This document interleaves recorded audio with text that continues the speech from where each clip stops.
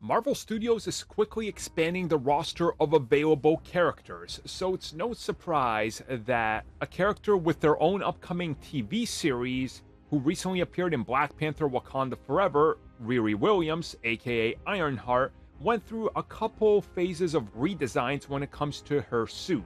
So let's talk about some interesting concept art, different colors, and slight to some pretty big changes that were made.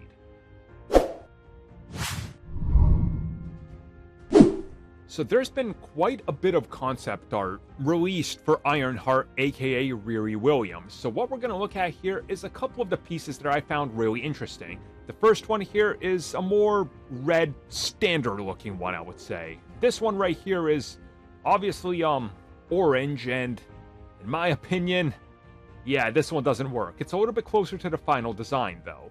This one, again, showing us a more orange slash tints of yellow, and again, I'm not really feeling it. Still like the red more.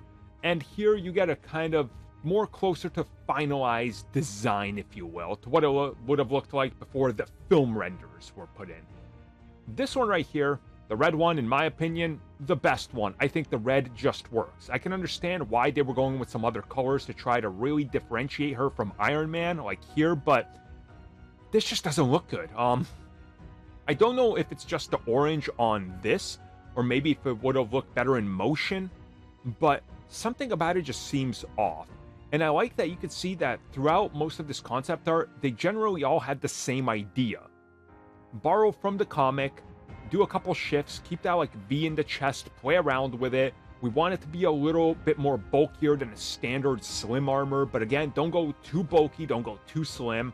Which is why I think this one right here works for me, because again, I love bulkier armors on armor suits. But again, it's concept art, and I know art is obviously subjective, so this does give you a kind of idea of what they're going for. Whether you like it or not, again, that's up to you, but you can see what they were going for just in general, and I won't be surprised if we see some of these make their way into the MCU eventually, or at least the color schemes and possibly revisions of these armors, because we always see that whatever they left on the cutting room floor has a way and a tendency to make its way back.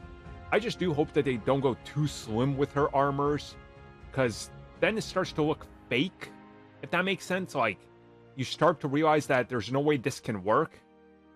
You know, maybe that's just me, I guess, but when I see like a War Machine armor, to me, it's like, I could see that kind of working. In my head, I'm like, yeah, propulsion jets and things.